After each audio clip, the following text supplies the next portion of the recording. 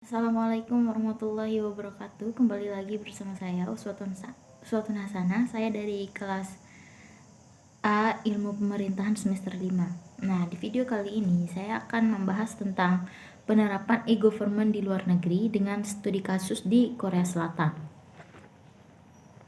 Baik, saya akan langsung mulai. Salah satu bentuk perkembangan zaman yang berjalan sangat pesat itu adalah teknologi. Nah, semakin berkembangnya teknologi ini membuat hal-hal yang dahulu kita kerjakan secara manual dan membutuhkan waktu yang lama saat ini menjadi mudah dan cepat. Internet adalah salah satu kebutuhan informasi pada masyarakat, sehingga kemudian mendapatkan informasi yang cepat, tepat, dan akurat menjadi hal yang mudah saat ini. Nah, sehingga penggunaan teknologi informasi dan penyelenggaraan pemerintah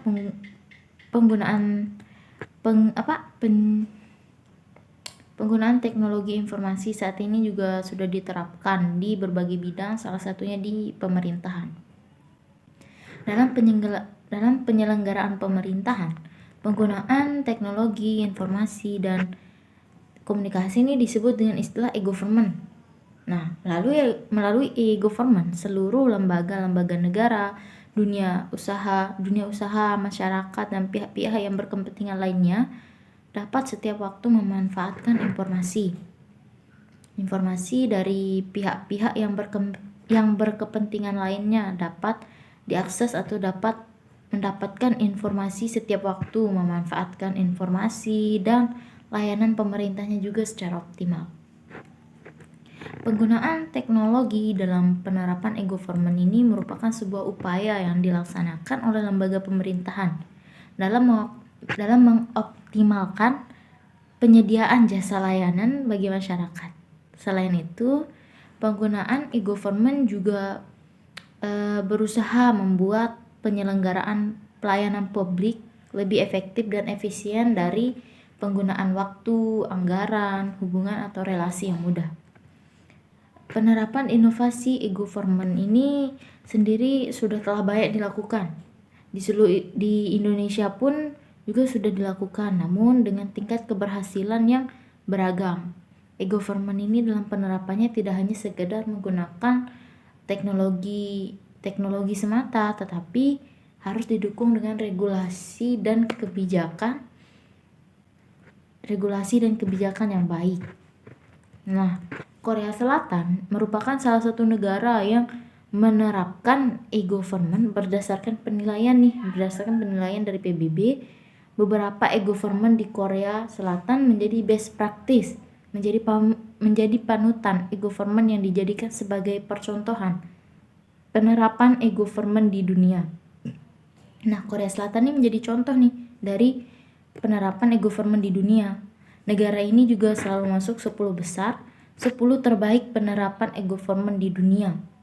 Penerapan e-government di Korea juga berdampak pada pemberantasan korupsi. Begitupun demikian, karena e-government dapat meningkatkan transparansi publik. Korea Selatan sudah membuat undang-undang e-government yang tujuannya agar diterapkan guna meningkatkan efisiensi pada semua administrasi pemerintahan dan meningkatkan semua kualitas pelayanan publik. Dengan memanfaatkan teknologi informasi, pemerintah Korea Selatan memperbaiki transparansi dan meningkatkan teknologi informasi. Pemerintah Korea Selatan telah memperbaiki transparansi dan meningkatkan efisiensi administrasi dengan reformasi metode kinerja pemerintah. Dimulai pada tahun 2008, pemerintah Korea Selatan sudah mulai mengintegrasikan seluruh sistem e-government, berbagai proyek diterapkan, dan pemerintah mulai memfokuskan koneksi untuk menciptakan teknologi informasi yang handal, baik demi mengintegrasikan seluruh pelayanan publik. Nah, berikut ini merupakan jenis-jenis e-government yang diterapkan di Korea Selatan. Yang pertama yaitu e-participation portal atau e-people. E-participation ini adalah bentuk e-government yang dikembangkan oleh pemerintah Korea Selatan untuk dapat menilai kualitas dan kegunaan dan berbagai layanan publik yang disediakan oleh sebuah negara yang disediakan oleh sebuah negara yang bertujuan untuk melibatkan masyarakatnya dalam membuat kebijakan publik melalui pemanfaatan berbagai program e-government masyarakat Korea Selatan dapat menyampaikan kritik, saran, dan keluhannya. Selain itu, melalui website e-people ini, aspirasi masyarakat yang mereka sampaikan dapat mempengaruhi pengambilan keputusan pemerintah. Nah, bagus sekali bukan bahwa masyarakat itu dapat ikut langsung dalam pembuatan kebijakan publik. Nah, yang kedua yaitu Postal Logistic Information System atau POSNet. E-Pos ini juga merupakan website yang disediakan dan dikelola oleh pemerintah untuk mengirim surat dan paket. Jadi kayak ekspedisi gitu ya. Di Indonesia model seperti ini layaknya pos. Nah, website ini juga tersedia dalam 2 bahasa yaitu bahasa Korea dan bahasa Inggris yang memudahkan masyarakat mengaksesnya. Situs ini juga menawarkan layanan pos dengan nyaman dan aman, seperti pengiriman IMS belanja, pasar terbuka yang dapat diakses kapanpun dan dimanapun tanpa perlu mengunjungi kantor pos. Nah, untuk menggunakan layanan ini, masyarakat harus mempunyai ID dan kata sandi, harus ada akunnya dong. E-Pos dapat diakses 24 jam nonstop, sehingga berbagai kebutuhan paket dan surat masyarakat dapat diselesaikan dengan aman dan nyaman. Yang ketiga yaitu Employment Portal atau WorkNet. Nah, website ini menyediakan berbagai macam informasi tentang lowongan pekerjaan yang dibutuhkan oleh seluruh masyarakat Korea Selatan. Masyarakat hanya tinggal mengakses website tersebut dan mencari pekerjaan yang mereka inginkan. Untuk perusahaan yang akan mencari informasi data karyawan juga dapat mengakses website tersebut karena website ini juga menampung seluruh data dan informasi karyawan yang ada di seluruh perusahaan yang ada di Korea Selatan. Nah, dengan adanya website tersebut ternyata dapat mengurangi angka pengangguran di negara Korea Selatan sana. Pada tahun 2019, jumlah tingkat pengangguran di Korea Selatan itu berkisar di angka 3%. Nah, di Korea Selatan e-government ini juga dapat digunakan untuk memberantas korupsi. Di kota Seoul terdapat sistem open yang merupakan strategi anti korupsi dan menjadi salah satu komponen penting dalam e-government. Dengan sistem open ini membuat dampak besar terhadap transparansi publik untuk pengambilan keputusan dan tindakan individu.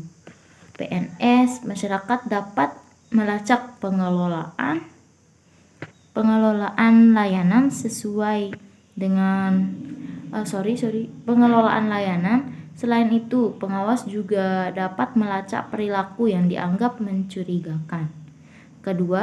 Pada beberapa departemen yang dicurigai korupsi lebih ditingkatkan lagi pelayanan dan pengawasannya serta menargetkan transparansi. Transparansi government membuat data secara terpadu untuk diaudit dan dianalisis.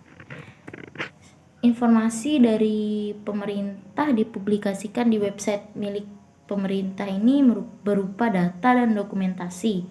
Data dan dokumentasi sebagai bentuk akuntabilitas, bentuk keberlanjutan dan transparansi dalam merespon keluhan masyarakat terkait praktek korupsi. Korupsi seringkali adalah bentuk cerminan adanya kekuatan jarak antara aparatur pemerintah dengan masyarakat, terutama masyarakat yang masih awam terkait dengan program-program pemerintah seperti itu. Nah, dari yang saya sampaikan tadi ada beberapa praktik penerapan e-government di Korea Selatan yang dapat kita jadikan contoh untuk negara Indonesia. Yang pertama yaitu e-participation adalah salah satu bentuk e-government yang dapat digunakan masyarakat Korea Selatan untuk menyampaikan kritik, saran, dan keluhannya dan aspirasi yang akan mereka sampaikan kepada pemerintah yang dapat mempengaruhi pengambilan keputusan. Nah, yang kedua yaitu e-pos. Situs ini juga melayani atau menawarkan layanan pos yang dengan aman dan nyaman seperti pos pada umumnya. Pengiriman IMS belanja seperti belanja di luar negeri gitu kan. Pasar terbuka yang dapat diakses kapanpun dan dimanapun tanpa perlu mengunjungi kantor pos. Worknet juga ini sebenarnya cocok banget sih di Indonesia karena dilihat dari tingkat pengangguran yang tinggi di Indonesia, sebenarnya sangat cocok bila diterapkan oleh pemerintah Indonesia juga. Worknet website ini menyediakan informasi lowongan pekerjaan yang dibutuhkan oleh seluruh masyarakat Korea Selatan.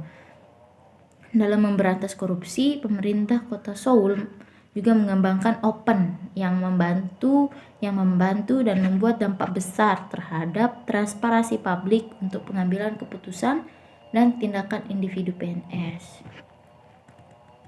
Nah, harapan kami juga semoga aja ya Indonesia bisa menjadikan praktik e-government di Korea Selatan ini untuk diterapkan di Indonesia. Terlebih lagi dalam praktik pemberantasan korupsi yang di Indonesia sendiri sudah sangat sering terjadi. Malah lebih parah ya di Indonesia. Ya mungkin hanya ini yang dapat saya jelaskan atau sampaikan, kurang lebihnya mohon maaf. Jika ada salah kata itu murni dari saya.